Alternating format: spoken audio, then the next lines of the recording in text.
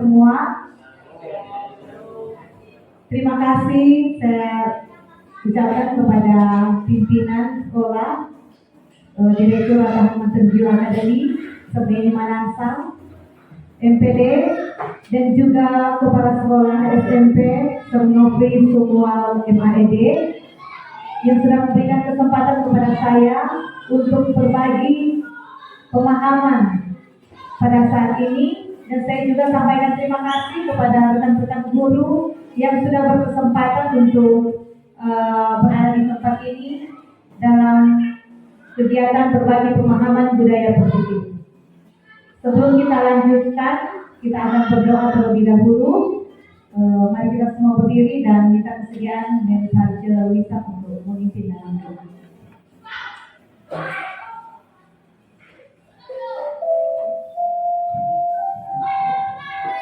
Kita berdoa. Bapa kami yang berada di dalam kerajaan surga, kami menaikkan puji dan syukur karena berkat tuntunan Tuhan boleh menjadi bagian kami sepanjang hari ini dalam kegiatan pelaksanaan. Pada saat ini kami akan mengikuti pemaparan yang telah disampaikan oleh teman kami dengan Bapak kiranya memberikan hikmat atau wujud surga baginya agar dia dapat mengatakan seluruh dari Tuhan. Kami semua boleh mengerti dan dapat memberikan itu dan dalam kehidupan kami masing-masing sebagai guru yang tahan menjadi. Ini doa kami Tuhan, ampunkan kami dosa, kami mendekat dengan Yesus Tuhan dari Yesus kami. Amin. Baik, terima kasih Denisa yang sudah memimpin dalam doa buka. Baik, kita mulaikan saja. Seperti yang teman-teman guru bahkan saudara-saudara Bapak Ibu sekalian telah lihat di slide, pada saat ini saya akan berbagi pemahaman budaya positif. Budaya positif ini merupakan materi modul 1.4 yang sudah kami peroleh di pendidikan guru penggerak khususnya angkatan 9, dan saya rindu untuk membagikan apa yang kami dapatkan kepada Bapak Ibu Saudara. Nah, ketika melihat foto yang ada di depan, kita tahu bersama bahwa dia adalah Ki Hajar Dewantara. Ki Hajar Dewantara adalah Bapak Pendidikan Nasional, ya kita sudah kenal. Menurut Ki Hajar Dewantara, tujuan pendidikan yaitu menuntut segala kodrat yang ada pada anak agar mereka dapat mencapai keselamatan dan kebahagiaan yang setinggi-tingginya, baik manusia maupun sebagai anggota masyarakat. Jadi tujuan dari pendidikan itu adalah menuntut. Nah, oleh sebab itu pendidik hanya dapat menuntut tumbuh atau hidupnya kekuatan kodrat yang ada pada anak agar dapat diperbaiki lakunya, bukan dasarnya hidup dan tumbuhnya kekuatan kodrat anak. Jadi teman-teman sekalian, rekan-rekan guru, kita harus tahu bahwa siswa-siswa kita adalah pribadi yang unik atau istimewa. Nah, Ki Hajar Dewantara juga dia mengibaratkan itu siswa sebagai tanaman, ya.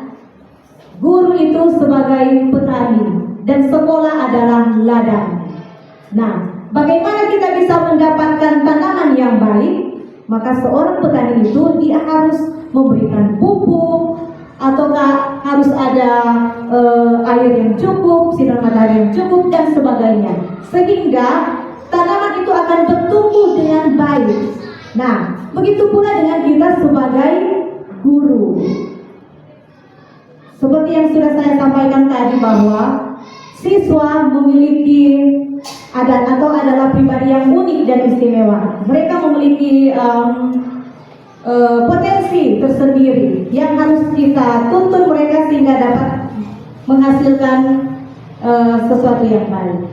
Nah, pada kesempatan ini kita akan belajar tentang budaya positif. Ada dua pertanyaan yang ingin saya sampaikan atau saya tanyakan kepada Bapak Ibu Saudara.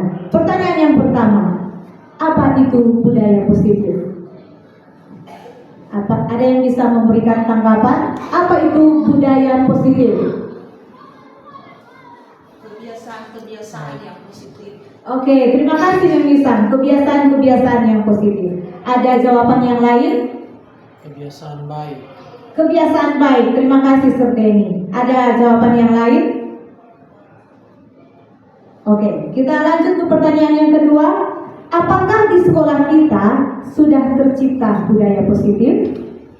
Apakah sudah Bapak Ibu? Mungkin? Ada. Sudah ada ya? Ada. Kita harus yakini bahwa ada budaya positif di sekolah kita. Kira-kira contohnya apa? Berdoa. Ya, worship pagi, baru guru-guru saja sudah ada budaya positif. Setelah itu ada doa lingkaran setiap pagi. Itu merupakan budaya positif yang baik ya. Mari kita lihat apa pengertian dari budaya positif. Budaya positif adalah nilai-nilai, keyakinan-keyakinan, dan kebiasaan-kebiasaan di sekolah yang berpihak pada murid yang dapat berkembang menjadi pribadi yang kritis, penuh hormat, dan bertanggung jawab. Jadi jawaban-jawaban dari Bapak Ibu Saudara yang sudah disampaikan itu benar. Kita harus ingat bahwa budaya positif ini harus berpihak pada murid. Nah, dalam budaya positif ini kita akan mempelajari beberapa hal, yaitu perubahan paradigma belajar, disiplin positif, motivasi perilaku manusia, kebutuhan dasar, posisi kontrol restitusi, keyakinan kelas, dan segitiga restitusi. Dan untuk yang bagian pertama kita akan belajar tentang perubahan paradigma belajar. Nah, di sini kita akan bermain sedikit, ya kita akan bermain sedikit. Boleh berpasangan. Kalau saya lihat sudah ada yang satu bangku itu ada dua orang. Boleh berpasangan. Permainan ini adalah cobalah buka.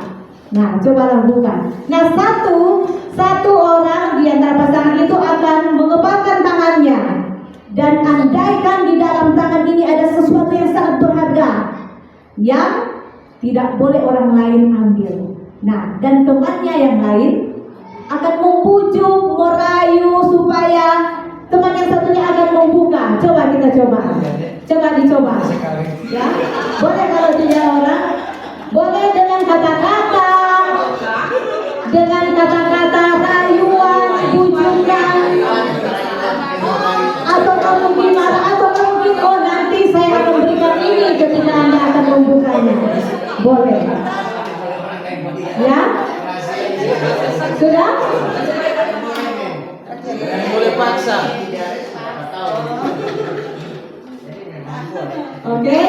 Ya, apakah bisa di-share pengalamannya? Bagaimana?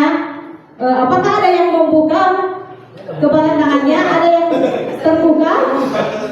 Ada? Oh, sekarang yang tadi.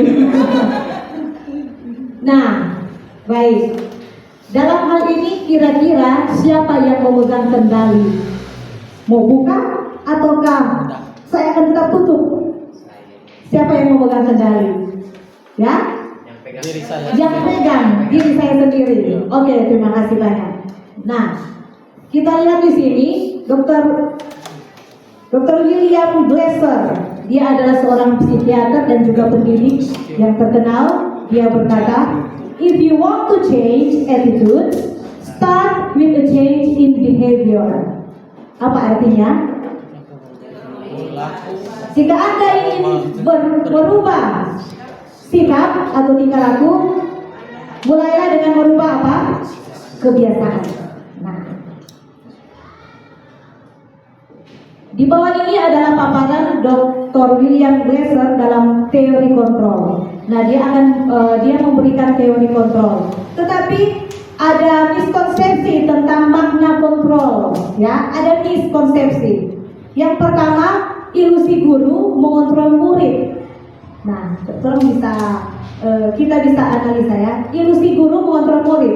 Pada dasarnya, kita dapat memaksa murid untuk berbuat sesuatu jika murid tersebut memilih untuk melakukannya. Yang kedua, ilusi bahwa semua penguatan positif efektif dan bermanfaat. Penguatan positif atau tujukan adalah bentuk-bentuk kontrol. Segala usaha untuk mempengaruhi murid agar mengulangi sesuatu perilaku tertentu adalah suatu usaha untuk mengontrol murid tersebut. Selanjutnya, ilusi bahwa kritik dan membuat orang merasa bersalah dapat menguatkan karakter. Apakah benar demikian? Menggunakan kritik dan rasa bersalah untuk mengontrol murid ternyata menuju kepada identitas gagal.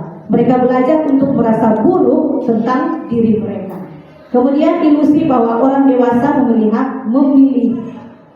memiliki hak untuk memaksa. Nah, banyak orang dewasa, kita adalah orang dewasa ketika kita berlaku kepada anak-anak, kita percaya bahwa mereka memiliki tanggung jawab untuk membuat murid-murid berbuat hal-hal tertentu. Perilaku memaksa tidak akan efektif untuk jangka waktu panjang dan sebuah hubungan permusuhan akan terbentuk. Ternyata jika kita memaksa, itu akan berubah, tetapi dalam jangka waktu yang pendek, bukan jangka waktu yang panjang. Nah, siapa sesungguhnya yang memiliki kontrol? Seperti permainan tadi, kita sudah tahu hasilnya ya.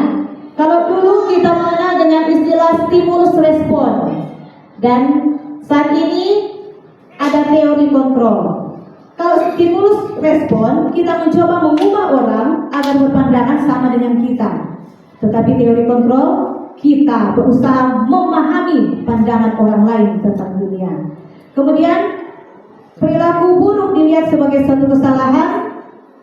Untuk teori kontrolnya, semua perilaku memiliki tujuan. Orang lain bisa mengontrol saja, padahal hanya Anda yang bisa mengontrol diri Anda. Saya bisa mengontrol orang lain untuk stimulus respon. Anda tidak bisa mengontrol orang lain. Pemaksaan ada pada saat tujuan gagal. Teori kontrolnya, kolaborasi dan konsensus menciptakan pilihan-pilihan baru. Kemudian model berpikir menang kalah. Untuk teori kontrol, model berpikir menang-menang. Kesimpulannya adalah ternyata kita sendirilah yang akan mengontrol diri kita sendiri. Nah, untuk menciptakan budaya positif, tentu harus ada disiplin positif. Ketika rekan-rekan mendengar kata disiplin, apa yang terbayang dalam benak teman-teman sekalian? Ketika mendengar kata disiplin, taat aturan. taat aturan. Terima kasih Serdeni. Ada lagi? Disiplin positif. Mari kita lihat apa pengertian disiplin positif. Menurut Diana Gosen dalam buku Restructuring School Discipline menyatakan bahwa disiplin berasal dari bahasa Latin yaitu disiplina. Apa artinya saudara-saudara? Belajar. Arti asli dari kata disiplin ini juga berkonotasi dengan disiplin diri yang dapat membuat seseorang untuk menggali potensi menuju kepada sebuah tujuan mulia, sesuatu yang dihargai dan bermakna. Dengan kata lain, disiplin diri mempelajari bagaimana cara kita mengontrol diri dan bagaimana menguasai diri untuk memilih tindakan yang mengacu pada nilai-nilai kebajikan yang kita hargai agar tercapai tujuan yang diinginkan. Jadi ada satu hal yang penting di sini yaitu nilai-nilai kebajikan. Sebelum kita lanjut, mungkin ada yang tahu apa itu nilai-nilai kebajikan? Nilai-nilai yang diyakini. Ya, terima kasih Mem Devin. Nilai-nilai yang diyakini. Nah, di sini nilai-nilai kebajikan adalah sifat-sifat positif manusia yang merupakan tujuan mulia yang ingin dicapai setiap individu. Dan nilai-nilai tersebut bersifat universal dan lintas bahasa, suku, bangsa, agama maupun latar belakang. Salah satu dari nilai kebajikan yaitu profil pelajar Pancasila. Apakah masih ingat ini profil pelajar Pancasila? Tentu saja ya. Mari kita nyanyikan sama-sama profil pelajar Pancasila. Pelajar Pancasila untuk mengingatkan kembali. 1, 2, 3. Pelajar Pancasila beriman dan bertakwa pada Tuhan yang esa dan berakhlak mulia, berkebinekaan global, gotong royong mandiri, kreatif dan bernalar kritis. Nah, ini adalah contoh-contoh dari nilai-nilai kebajikan atau nilai-nilai universal. Ada juga contoh-contoh yang lain ya. Menurut Ya, ini ada toleransi, rasa hormat, integritas, mandiri, menghargai, antusias, empati, dan lain-lain. Kemudian di sampingnya ada dapat dipercaya, lurus hati, pendengar yang aktif, tidak merendahkan orang lain, memberikan yang terbaik dalam diri, peduli, penalaran, kerjasama, dan lain-lain. Ya, itu contoh-contoh dari nilai-nilai kebajikan universal. Memang ada banyak. Itu contoh-contohnya. Dan saat ini saya ingin bertanya kepada Bapak Ibu Saudara, di sekolah kita ada peraturan? Ada. Di kelas kita adakah peraturan? Ada. Kira-kira tadi kita sudah kira-kira apa bedanya peraturan kelas dan keyakinan kelas? Pada waktu yang lalu, Bim Devi juga sudah menjelaskan tentang keyakinan kelas. Saya lihat ada yang sudah membuat akan keyakinan kelas ini. Sekarang, apa bedanya peraturan kelas dan keyakinan kelas? Kalau keyakinan kelas Disepakati. Disepakati. Kesepakatan dari anak-anak itu dengan guru. Oke, Anak-anak. kesepakatan anak-anak dengan guru. Peraturan kelas? Kalau peraturan kelas itu misalnya dari pimpinan yang buat aturan dan anak-anak harus ikut. Oh ya, sekolah punya aturannya. Oke, baik. Nah, peraturan kelas itu seperti yang sudah disampaikan tadi sepihak, ya. Tetapi kalau keyakinan kelas ada sepakati bersama, kita sepakati bersama. Dan ingat, keyakinan kelas ini yang akan muncul adalah yang sudah kita pelajari tadi, nilai-nilai kebajikan. Nah, nilai-nilai kebajikan yang akan ada di keyakinan kelas. Apakah ada yang sudah membuat keyakinan kelas, yang pernah membuat keyakinan kelas? Ini bukan, terima kasih Bisa. Ada lagi? Saya harap setelah ini kita akan bisa membuat keyakinan kelas. Di sini ada langkah-langkahnya, ya. Yang mungkin masih bertanya-tanya, bagaimana kira-kira saya membuat keyakinan kelas? Nah, keyakinan kelas ini bukan hanya dibuat oleh wali kelas, tetapi guru mata pelajaran juga bisa membuat ini. Jadi ketika saya akan masuk kelas, apa keyakinan kelas yang akan kita sepakati bersama? Langkah-langkahnya yaitu yang pertama, curah pendapat. Karena ini kita akan ambil kesepakatan bersama. Jadi curah pendapat bisa sediakan post-it mungkin, dan anak-anak semua yang akan menulis sendiri kira-kira apa yang mereka inginkan selama pembelajaran berlangsung. Ya, kemudian yang kedua, mencatat masukan murid di papan tulis atau di kertas ukuran poster. Kalau sudah ada post-it, dia langsung tak tempel saja di papan tulis, dia langsung tempel. Jadi tidak perlu lagi tulis. Kalau dulu saya membuat keyakinan kelas, saya tulis di papan tulis semua pendapat dari siswa. Kemudian yang ketiga, ganti kalimat negatif dengan kalimat positif. Nah, contoh kita ambil keyakinan kelasnya, tidak terlambat. Nah, bagaimana kita mengubah kalimat negatif ini menjadi kalimat positif? Ya, Datang tepat waktu. Nah, kita coba untuk mengubah, ya, bukan coba, tapi kita harus robah ke kalimat positif. Selanjutnya, menemukan nilai kebajikan dari masukan siswa. Kira-kira datang tepat waktu masuk di nilai-nilai kebajikan apa? Disiplin, oke. Ada lagi? Apakah bisa mandiri? Bisa ya? Mandiri. Ya, itu ya, kita pilih-pilih sekarang. Jadi itu aturan-aturan yang sudah kita tulis, nilainya apa? Kemudian menemukan nilai kebajikan dari masukan siswa, sudah ada. Tinjau kembali jika memungkinkan, beberapa disatukan.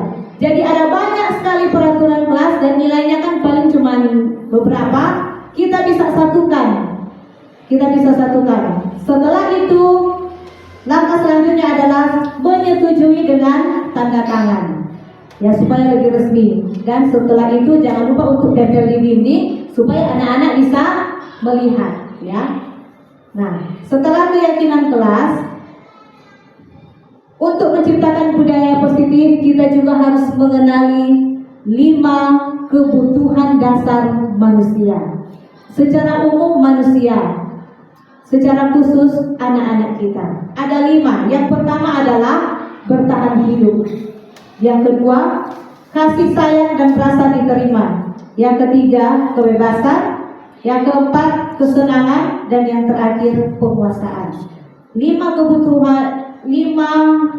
hal ini sangat dibutuhkan oleh kita sebagai manusia. Mari kita bahas satu persatu. Untuk bertahan hidup adalah kebutuhan yang bersifat fisiologis. Contohnya, kesehatan.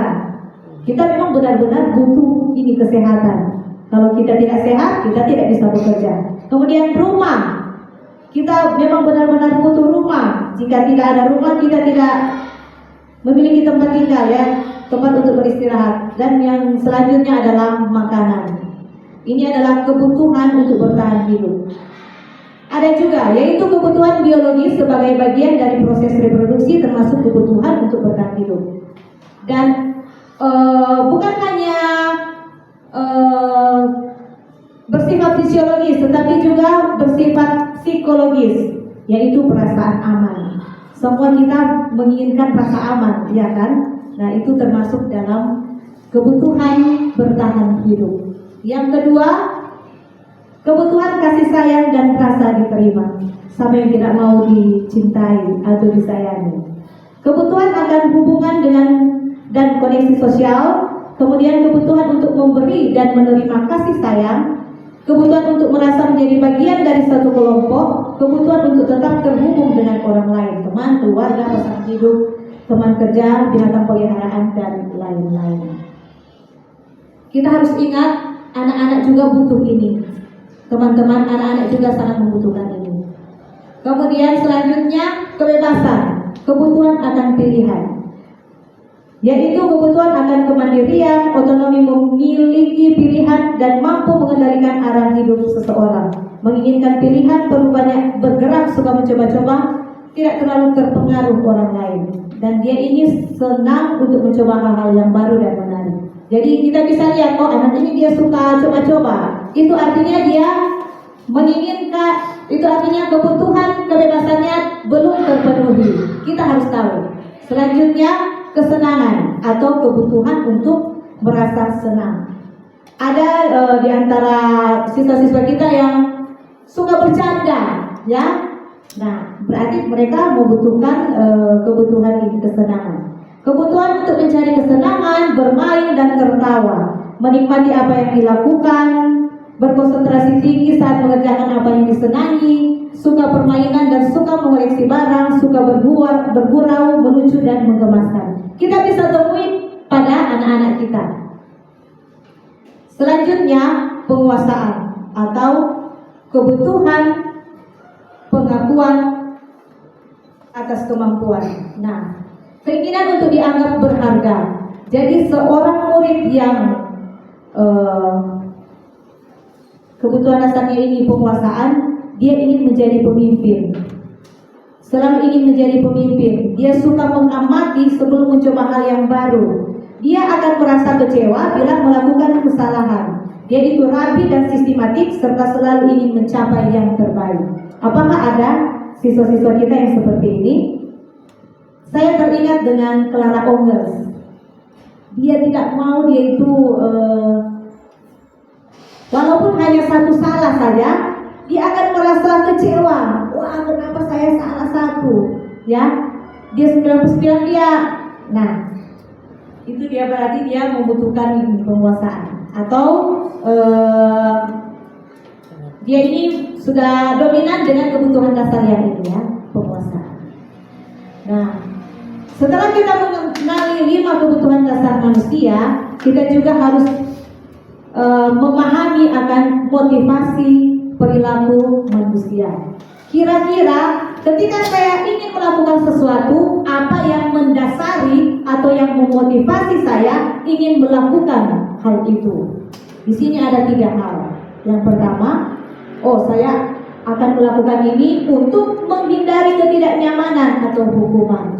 Yang kedua, untuk mendapatkan imbalan atau penghargaan dari orang lain. Nah, hal ini waktu di gereja karena banyak sekali kalau ada pertanyaan dapat hadiah, ya kan, dapat penghargaan. Satu kali saya berkata, ya, saat ini saya akan memberikan pertanyaan, kalian harus jawab. Apa yang mereka katakan? Mendapat hadiah kok, Mem. Ini motivasi, berarti motivasinya adalah untuk mendapatkan hadiah. Mari kita lihat yang ketiga. Untuk menjadi orang yang mereka inginkan dan menghargai diri sendiri dengan nilai-nilai yang mereka percaya. Kira-kira di antara 3 motivasi perilaku manusia ini, mana yang paling baik? Pertama, kedua, atau ketiga? Ketiga, ya. Harusnya motivasi itu dari dalam diri, yang kita sebut motivasi intrinsik. Ya. Selanjutnya, dalam menciptakan budaya positif, kita juga harus mengenali 5 posisi kontrol. 5 posisi kontrol. Yang pertama, penghukum. Menggunakan hukuman fisik atau verbal, mengatakan bahwa sekolah penuh sistem atau alat yang dapat lebih menekan murid lebih dalam lagi. Nah, rekan-rekan guru sekalian, ternyata hukuman itu bukan secara fisik saja, tetapi secara verbal juga ternyata itu sudah menghukum. Coba kita bayangkan perasaan anak-anak kita ketika kita berkata, "Nana lagi, terlambat lagi, Nana lagi." Atau kita bisa bayangkan perasaan anak-anak kita ketika kita mengatakan, "Kamu memang anak yang nakal. Memang dari dulu kamu nakal, sekarang juga nakal. Kamu tidak akan sukses." Bagaimana perasaan anak-anak kita ketika kita mengatakan hal itu? Kita lihat hasilnya. Kemungkinan murid marah dan mendendam. Bahaya, teman-teman. Mendendam atau bersifat agresif. Bisa jadi setelah mendapat hukuman, dia akan mencoret buku, dia cakar-cakar buku atau meja. Lebih buruk lagi, sepulang sekolah dia akan menggores kendaraan gurunya. Ini sudah paling fatal mungkin, ya. Dan lain-lain, hasil-hasil yang lain. Itu kalau posisi kontrol. Kita bisa berefleksi kepada diri kita sendiri. Selanjutnya yang kedua, pembuat merasa bersalah. Bagaimana dengan hal ini? Dia ini bersuara lembut, menggunakan keheningan yang membuat orang lain merasa nyaman, bersalah atau rendah diri. Contoh kalimatnya, saya kecewa dengan perbuatan kamu. Jadi dia akan merasa bersalah, aduh saya sudah menyakiti hati guru saya. Atau mungkin kita pernah berkata, bagaimana kalau orang tua kamu tahu bahwa kamu melakukan hal yang sejahat ini? Nah, dia akan merasa bersalah, aduh orang tua saya kasihan. Nah, dia akan merasa bersalah. Bagaimana hasilnya? Murid akan merasa bersalah terhadap gurunya dan merasa menjadi orang yang gagal dan tidak sanggup membahagiakan orang lain. Murid akan tertekan dan bisa menyakiti dirinya sendiri atau orang lain. Wah, bahaya, ya. Kemudian posisi kontrol yang ketiga sebagai teman.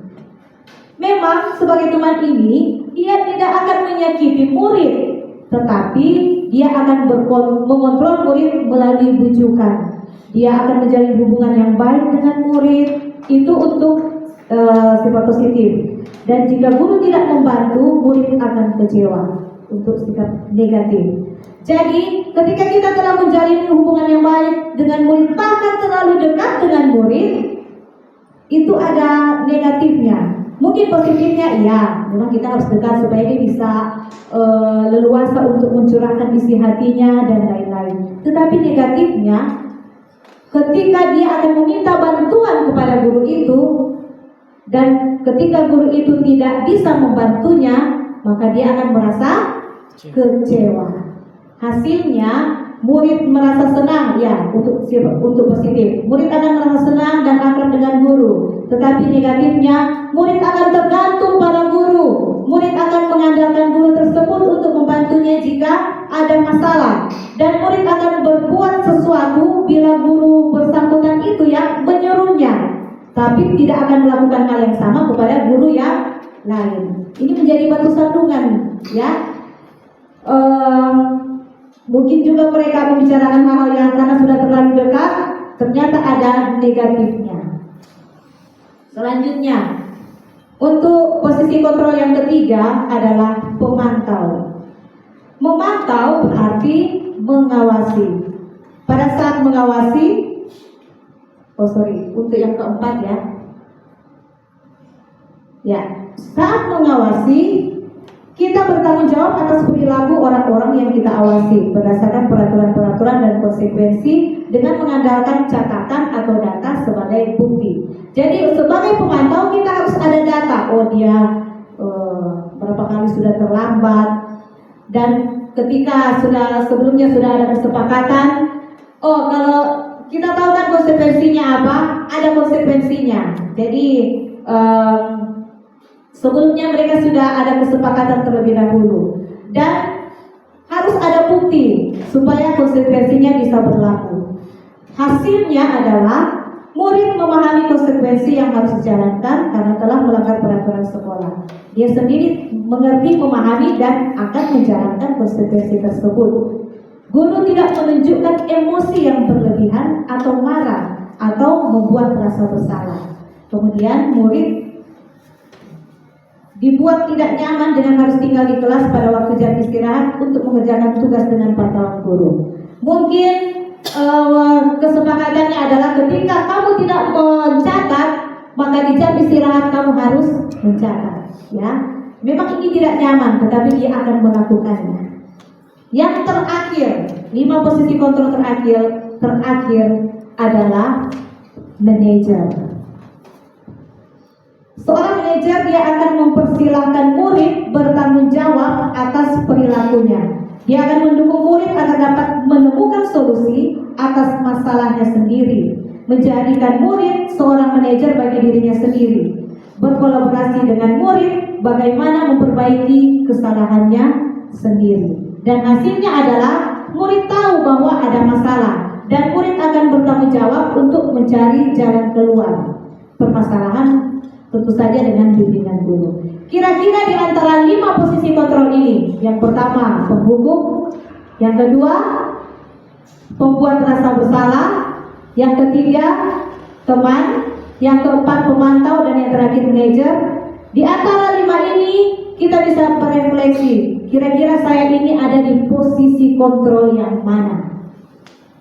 Tidak perlu dijawab. Dan yang paling baik ternyata di posisi kontrol yang mana? Di posisi kontrol yang mana? Manajer. Terima kasih Serteni.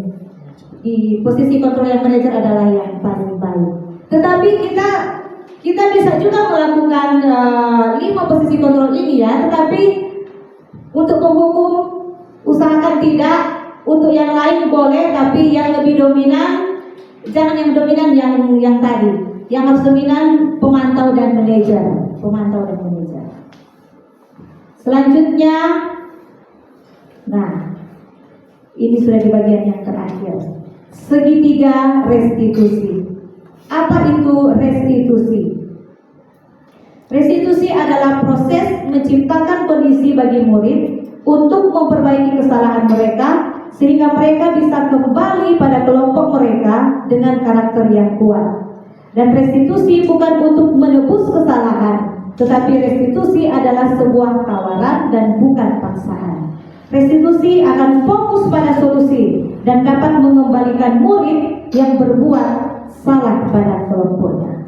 Jadi sebaiknya kita nanti sebentar kita akan pelajari bagaimana langkah-langkahnya kita akan menangani siswa, yaitu dengan menggunakan segitiga restitusi. Yang fokusnya adalah bukan pada kesalahan murid itu, tetapi fokusnya adalah kepada solusi. Ya, bagaimana langkah-langkah dari segitiga restitusi. Yang pertama apa? Bisa dibaca. Yang pertama, Stabilkan identitas. menstabilkan identitas. Yang kedua, Validasi tindakan yang salah. validasi tindakan yang salah. Yang ketiga, Menanyakan keyakinan. menanyakan keyakinan. Karena ada menanyakan keyakinan di sini, jadi diharapkan setelah ini kita sudah bisa memulai keyakinan kelas, membuat keyakinan kelas di kelas kita atau ya di jam mata pelajaran kita masing-masing. Untuk yang pertama, bagaimana itu menstabilkan identitas? Membantu anak untuk tenang dan kembali ke suasana hati di mana proses belajar dan penyelesaian masalah bisa dilakukan. Ketika kita akan menangani satu masalah, jangan langsung pada hukuman atau apa yang sering kita lakukan, tetapi biarkan atau kita buat anak ini memiliki kembali suasana yang nyaman, tenang. Kita tenangkan dulu kita dengan berkata apa? Ah, ini dia. Ada contoh-contoh kalimatnya. Berbuat salah itu tidak apa-apa. Tidak ada manusia yang sempurna. Saya juga pernah melakukan kesalahan seperti itu. Kita bisa menyelesaikan ini. Bapak Ibu tidak tertarik mencari siapa yang salah, tapi kita akan mencari solusi dari masalah ini. Kamu berhak merasa begitu. Apakah kamu sedang menjadi teman yang baik untuk dirimu sendiri? Agar supaya anak ini akan tenang, akan stabil, ya, akan stabil, mendapatkan suasana hati yang aman, tenang. Kemudian untuk bagian kedua, restitusi tidak menyarankan guru bicara ke murid bahwa melanggar aturan adalah sikap yang baik. Tetapi dalam restitusi, guru harus memahami ini dia, alasannya, dan paham bahwa setiap orang pasti akan melakukan yang terbaik di waktu tertentu. Jadi ketika ada siswa yang melakukan pelanggaran, jangan langsung, mungkin kita akan langsung marah, tapi kita cari alasannya. Saya pernah ketika ada satu siswa yang terlambat waktu saya masuk kelas pagi-pagi FEG, ada yang terlambat, saya panggil. Kenapa terlambat? Dia bilang, oh saya harus mengantarkan makanan yang dibuat oleh mama saya. Ada yang pesan dan dia harus antar. Itu pekerjaannya setiap pagi. Saya tanya, jam berapa kamu bangun? Setiap hari dia bangun jam 3. Dia bantu mamanya dan dia akan antar itu makanan. Makanya dia terlambat. Dan kemudian kami lanjutkan pembicaraan. Bagaimana caranya supaya besok kamu tidak terlambat? Itu memang sikap yang baik. Kamu adalah anak yang rajin. Bagaimana? Oh, berarti saya harus berbagi pekerjaan mungkin dengan kakak saya, ya, supaya mereka berdua bisa antar makanan, yang satu di sini, yang satu di sana, dan bisa datang tepat waktu. Nah, untuk validasi tindakan yang salah, kira-kira apa yang kalimat atau pertanyaan apa yang bisa kita ucapkan? Padahal kamu bisa melakukan yang lebih buruk dari ini. Kamu pasti punya alasan mengapa melakukan itu. Adakah cara yang lebih efektif untuk mendapatkan apa yang kamu butuhkan? Nah, ini cuma contoh-contoh saja kalimat-kalimat yang bisa kita ucapkan dalam memvalidasi tindakan yang salah. Dan yang ketiga adalah murid akan diberi pertanyaan menanyakan keyakinan. Murid akan diberi pertanyaan bermakna untuk memunculkan motivasi secara intrinsik. Karena sebelumnya kita sudah ada kesepakatan bersama untuk keyakinan kelas. Di situ ada nilai-nilai kebajikan. Nah, kita bisa tanyakan ini. Masih ingat tentang keyakinan kelas yang kita sepakati bersama? Kira-kira keyakinan kelas mana yang kamu langgar? Kamu ingin menjadi orang seperti apa? Mungkin dia akan mengatakan, oh kalau begitu saya akan bertanggung jawab. Berikut saya akan menjadi anak yang disiplin, mandiri, dan lain-lain. Nah, Bapak Ibu Saudara-saudara, kita telah mempelajari tentang budaya positif. Kira-kira waktu saya sampaikan ini, apakah terlihat gampang atau susah untuk kita laksanakan? Susah. susah-susah gampang, gampang-gampang susah. Yang penting di sini adalah mulailah dari diri sendiri. Kemudian libatkan orang-orang kunci. Dalam hal ini siapa orang-orang kunci itu? Ya. Untuk melakukan ini kita akan menuntut mereka. Orang-orang kunci adalah guru dan juga siswa, ya. Saya tertarik dengan apa yang disampaikan oleh Mem Devi. Mungkin dia sudah mau selesai dalam pendidikan guru penggerak angkatan 8. Dia berencana untuk ada program siswa penggerak. Bukan hanya ada guru penggerak, tetapi ada juga siswa penggerak. Dia akan menjadi teladan di sekolah, ya. Nah, mungkin itu yang bisa kita katakan orang-orang kunci nantinya, ya. Kemudian lakukan sekarang dan selalu. Memang kita harus konsisten melakukan ini. Dan hadirkan rasa memiliki dengan membuat kesepakatan bersama. Kita harus ada rasa memiliki dulu dengan sekolah kita yang tercinta ini. Kemudian ciptakan lingkungan yang mendukung dan temukan akar permasalahan sebelum menentukan solusi. Jadi ketika sebelum kita mengambil satu keputusan untuk menindaki tindakan siswa yang salah, kita harus temukan dulu akar permasalahannya. Nah, untuk bagian yang terakhir, ada satu ayat yang ingin saya bagikan kepada rekan-rekan guru sekalian, terdapat dalam Filipi 4 ayat 13. Segala perkara dapat kutanggung di dalam Dia yang memberi kekuatan kepadaku. Memang seperti tadi yang sudah disampaikan, susah-susah gampang.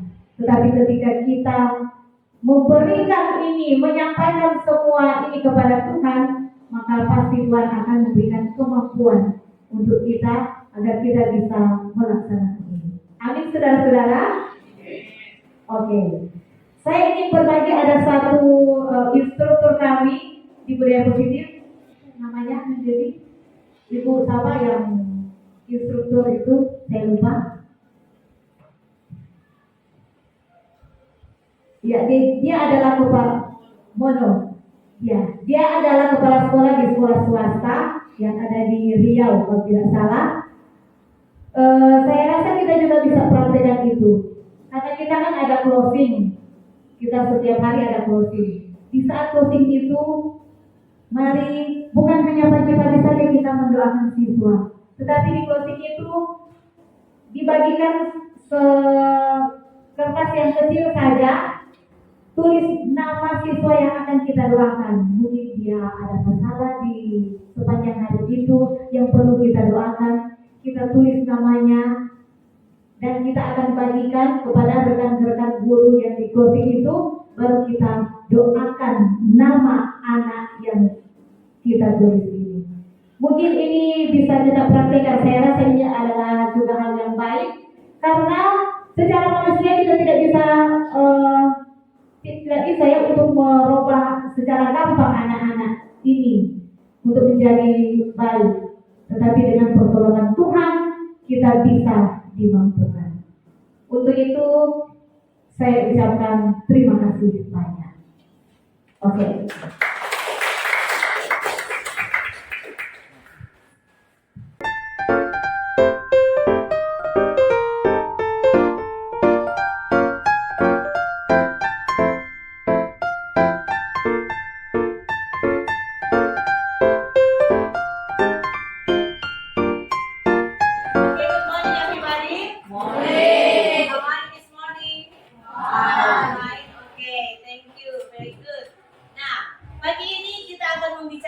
Tentang keyakinan kelas. Ada yang tahu apa itu keyakinan kelas? Ada yang tahu? Ya. Aturan. Terima kasih Yanli, bagus sekali. Ada jawaban yang lain? Nah, keyakinan kelas itu adalah nilai-nilai yang kita percayai, nilai-nilai positif yang kita percayai. Ada yang bisa kasih contoh seperti apa itu? Dalam bermain HP, oke. Ada lagi? Memperhatikan guru saat menjelaskan. Nah, itu contoh-contoh dari nilai-nilai, itu contoh-contoh dari aturan. Tetapi nilai-nilainya adalah jika tidak boleh main HP, berarti nilainya apa di sini? Ya, nilainya kita bisa ambil saling menghargai. Ya, saling menghargai. Sama dengan Eldo tadi katakan, memperhatikan guru saat menjelaskan. Nah, itu salah satu aturan, tapi nilainya adalah saling menghargai. Nah, pada saat ini Mem akan bagikan post-it kepada kalian semua, satu orang satu, dan kalian akan coba menulis keyakinan atau ya apa yang akan kalian yakini atau apa aturan-aturan kelas yang kalian ingin selama pembelajaran kita berlangsung. Boleh? Nah, tapi yang ditulis adalah dengan kalimat positif, bukan kalimat negatif. Contohnya, kayak tadi Lionel katakan, jangan bermain HP. Kita bisa ubah kalimat positifnya seperti apa? Jangan bermain HP. Kalimat positifnya apa kira-kira? Itu jangan itu kalimat negatif, tapi kalimat positifnya ya memperhatikan dulu. Jadi seperti itu. Jangan gunakan kata-kata negatif. Jangan gunakan kata-kata atau kalimat jangan, tidak boleh, jangan, tidak boleh.